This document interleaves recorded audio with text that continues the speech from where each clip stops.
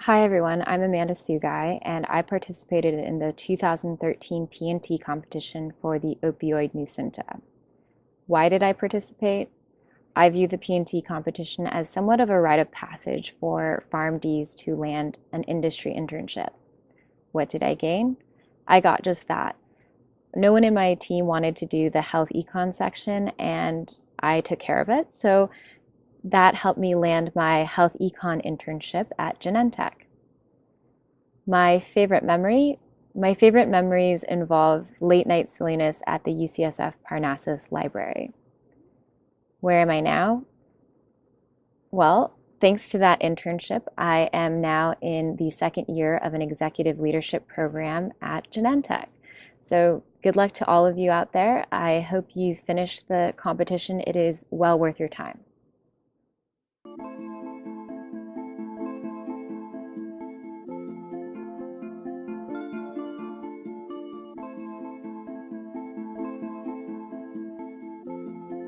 I participated in the P&T competition my P1 year, and then my P2 year I went on to be the P&T competition coordinator. I participated in the P&T competition when I was a P1 during fall and winter quarter. I did the P&T competition last year as a P1. I only participated in the P&T competition my third year. My P1 year I was busy doing the business plan competition.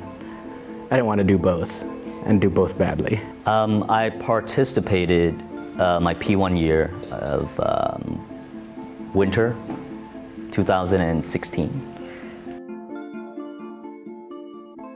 I participated in P&T because one of my life mentors kind of recommended that I experience this aspect of pharmacy out. Before pharmacy school, I had a heavy retail background, and I was always interested as to why certain drugs were covered by insurance and why they weren't. So I wanted to kind of find out more information about the back end happenings of why drugs were covered and weren't covered. You know, formularies, insurance, and pharmaceutical and therapeutics is just something that I was just oblivious to. I didn't realize that it really existed. I didn't realize pharmacists had a role in it at all. Just the fact that I didn't know anything about it, just really made me even more curious about it. The purpose of it is to assign value to a product. And I felt like that is a very important skill, not only in pharmacy and business, in all aspects of life when you're making value-based decisions. Well, I went to the info session and I didn't know anything about the P&T competition, but I thought it was really interesting and something completely new that I hadn't heard about. I definitely gained a lot by participating in P&T. I feel like the skills that you gain throughout the competition aren't necessarily skills that you'll gain from a lot of the classes that you have at UCSF. Particularly, I never had much experience in economics and interpreting cost effectiveness data. So I definitely gained that through the P&T competition. In pharmacy school, you learn a lot of different things. Ooh, managed care, ooh, value-based purchasing, insurance, etc. So they're all over the place, and what P&T did was it really brought everything into perspective and kind of showed why knowing study design, economics, clinical guidelines, why all of those things are important. And when you apply it, you really come out of pharmacy school really knowing what it's all about. Honestly, for me, first year was kind of straightforward. It's doable, and you would always hear more about what P2 and P3 year is going to be like. So that's why I wanted to do P&T for my first year, and that really set the threshold for my the amount of stress I can handle, I think. Whenever I go into work or get exposed to insurance policies and whatnot, I now think about the background work that is taken to play, because although managed care makes a huge part of pharmacy, we don't really learn about it in pharmacy school. Also, how to evaluate different parts of a medication, such as efficacy, safety, cost effectiveness, because those were things I never had to analyze prior to this project or presentation or competition, and It was really interesting learning how to put each of those pieces together into a giant monograph and summarize everything that we found and present it to judges. So it's a lot of communication skills, learning how to work as a team. The people that I meet during the competition, my teammate, we see each other in the hall or just across the room nowadays, and we won't have to say anything to each other, and we'll be like, hey, we're survivors. We did it. One of them, as horrible as it sounds, is all the late nights we spent in either Hearst 316 or S rooms.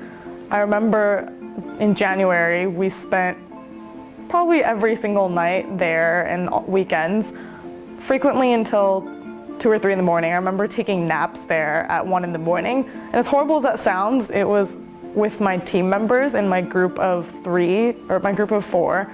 So it was like we were all in it together and all suffering through it together, but learning at the same time. So those late nights were pretty memorable.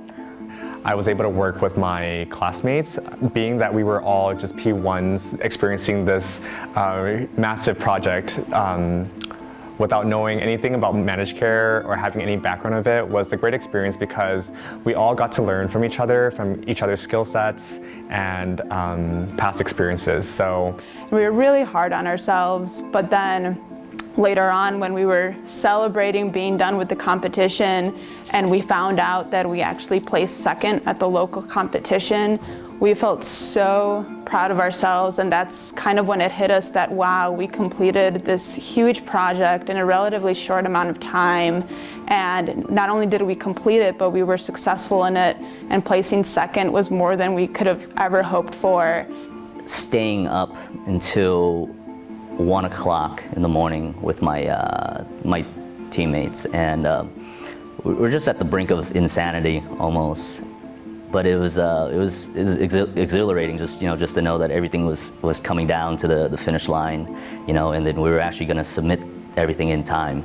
It didn't seem possible at one point in time, but we did it, baby steps.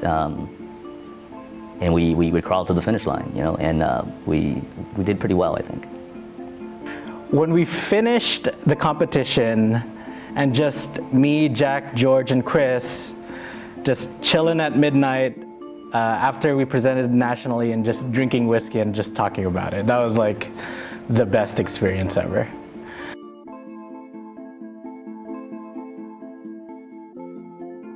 So P&T is a really big deal in industry, in AMCP. If people know you've done P&T, they know you know what it's all about. I've gotten interviews for a lot of positions where the last question was, so did you do P&T? And when I answered no, it was kind of like a ding on my interview. So I currently work at the CVS Pharmacy in Target Berkeley, and now that I have an appreciation and exposure to managed care pharmacy, I always make the conscious decision to just make sure that I save my patients the most money. Having this appreciation really allowed me to take the extra step and overall be a part of this link in the chain of saving healthcare money in general. I am also currently a peer educator, which is a program at UCSF where students get trained to teach other health professionals about cost-effective prescribing. And I think my experience at P&T really helped me secure my spot as a peer educator. So I'm still very much so involved in how to make drugs more cost-effective, and I apply that not only to my retail internship, but also now as a peer educator, I look forward to using the skills that I gained through P&T to further go on in that venture. I'm not quite sure what I want to do yet, but I'm thinking one of two things. Either one, going straight into something managed care or industry related, or going into something more clinical and ending up in managed care / industry. And I don't think I definitely would not have known that I was interested in managed care / industry if I had not done the pharmacy and therapeutics competition, because I honestly had no idea what managed care was. And afterwards, I realized that I really like the more non-traditional role, a more population-based. The the tool set that P&T will give you is something that's going to make you really scrutinize the things that you read, which is, I think that's a great tool to come out with at the end of this. Even if you don't go into managed care, you know, your ability to scrutinize articles, you know, your ability to look for all kinds of resources will definitely be honed. Biggest advice that I have is just to try to be as organized as you can with the competition from the get-go. Once you get your team assigned, just be very clear on the expectations that you have, not only for yourself personally in the competition, but for yourself as a team. And then very early on, be sure to divide up the work as best that you can. Obviously, the information that you have going into the competition isn't going to be necessarily, you won't be able to foresee everything, and it is sort of... If you do the P&T competition, it's going to seem impossible, but just keep reading the articles. You know, it's not going to make sense the first time ever. It might not even make sense the third time, but by the fifth time, you're gonna know it like the back of your hand. So stick at it. Just finish. You know, I see a lot of teams psych themselves out, thinking, oh, it's too much work. It's not to the same standards that I do all of my work in.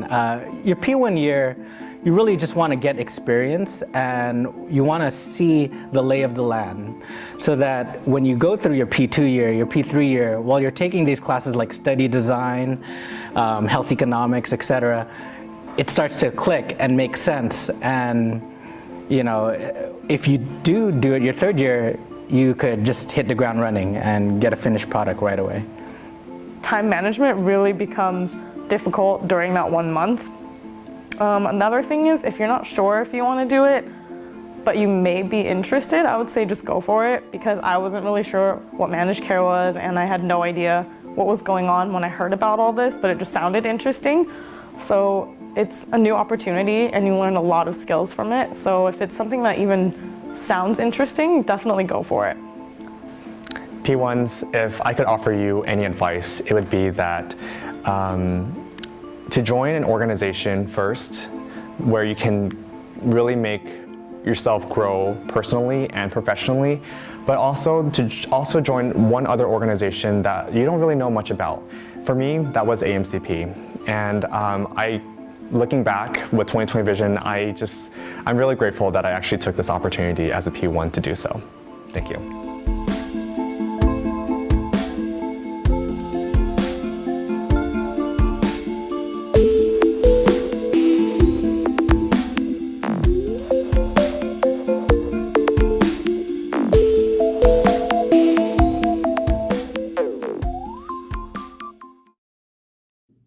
Hi, my name is Claire Nichols, and I am AMCP President-elect and one of your P&T coordinators.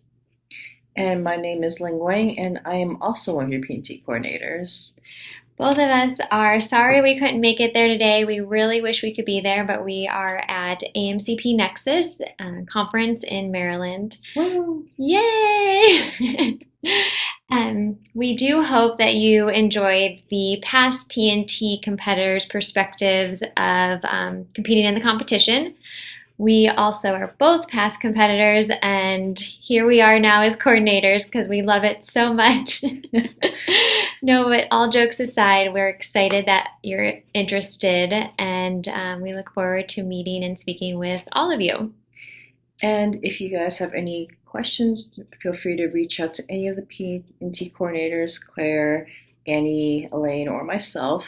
And we hope to see you there for the first class for the P&T elective on October 25th. And thank you for listening. Bye.